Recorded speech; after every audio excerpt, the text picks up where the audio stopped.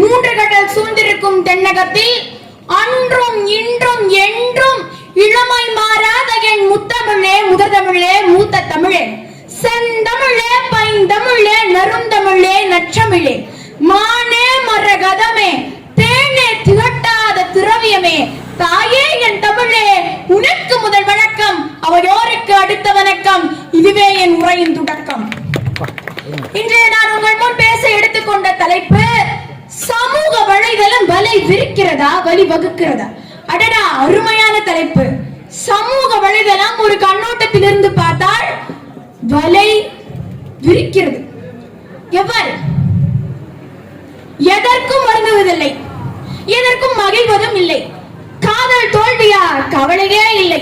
பசியா, தூக்கமா, இடமே இல்லை. இது ஏதோ சித்த நிலை அல்ல, சமூக வலைதளம் நமக்கு அருளி இருக்கிற பித்த நிலை. அன்னையின் முகம் ஆழப்பதியும் முன்னே ஆண்ட்ராய்டின் வலைதளங்கள் அறிமுகப்படுத்தப்படுகிறது பச்சிளம் குழந்தைக்கு.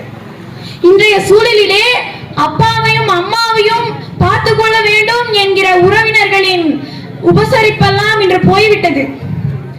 இன்றைய சூழலிலே நன்றாக பார்த்துக்கொள் ஐபோன் ப்ரோ மேக்ஸை, நன்றாக பார்த்துக்கொள் சாம்சங் 8 என்றுதான் கூறுகிறார்கள். இது போன்ற நடவடிக்கைகள் இன்னும் தொடர்ந்து கொண்டிருந்தால் நம் நாட்டில் முழுதாகவே மனிதநேயம் என்பது போய்விடும் என்று ஒரு பக்கம் கூறுகிறேன். இன்னொரு பக்கம் பண்டிகை நாட்களிலாவது அழைத்து பேசிய சுற்றமும் நட்பும் இன்று புலனங்களிலும் வலைதளங்களிலும் யாரோ பதிவிட்ட வாழ்த்து செய்தியை பகிர்ந்து கொள்கிறார்கள். ஏனையோர் அதற்கு ஹார்ட்டிங் விட்டு முடித்துக் கொள்கிறார்கள்.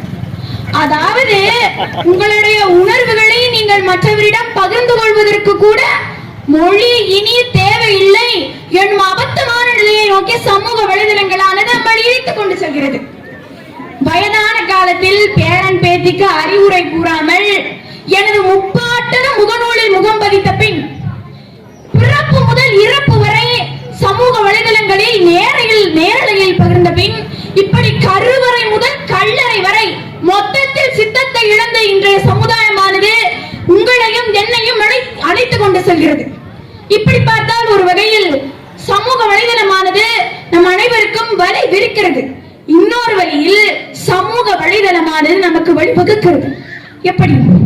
சமூக வலைதளம் கடந்ததை காட்சியாகவும் நிகழ்வதை நேரடியாகவும் வருங்காலத்தை வரைபடமாகவும் காட்டும் அறிவியலின் அதிசய குழந்தை. அதே சமூக வலைதளம் தான் துரும்பை தூணாக்கி, தூணை மழையாக்கி, மழையை மடுவாக்கி, மடுவையும் மண்ணாக்கும் வலிமை கொண்டுள்ளது. சமூகத்தில் சமீபத்தில் உலக அளவிலான ஒரு பட்டியல் வெளியிடப்பட்டது. அதிலே இப்போது வளர்ந்து வருகிற ஏஐ வளர்ச்சி மற்றும் எந்தெந்த நாடுகள் எல்லாம் இப்பொழுது வளர்ந்து பெரும்பாலான சிறுவர்களின் கையில் நடனம் ஆடிக்கொண்டிருக்கும் சமூக வலைதள பயன்பாட்டில் நல்ல முறையில் வளர்ச்சி அடைந்திருக்கிறது என்று பார்த்தால் 180 நாடுகளின் மத்தியில் இந்தியா 161வது இடத்தை பிடித்திருக்கிறது என்றால் நம் நாட்டின் 4வது தூணாக விளங்கி கொண்டிருக்கிறது சமூக வலைதளம்.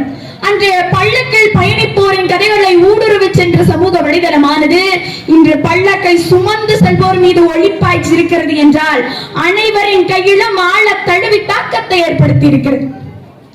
இன்றைய சூழலிலே நம்ம அனைவருக்கும் ஒரு பேச்ச போட்டிக்கு ஸ்கிரிப்ட் ரெடி பண்ணணும் என்றாலே கூகுள் சுந்தர் பிச்சை தான் நமக்கு உதவி செய்கிறார். ஆசிரியர்கள் கூட நம்மை கைவிட்டு விடலாம், ஒரு சூழலில் விட மாட்டார்கள். விட்டுவிட்டால் சுந்தர் பிச்சை தான் நமக்கு ஆசிரியராக விளங்குகிறார்.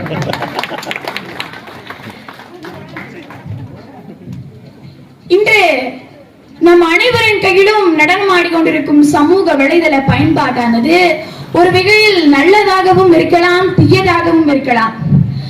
சமூக வலைதள பயன்பாட்டானது ஒரு இருமுனை கத்தி போன்றது.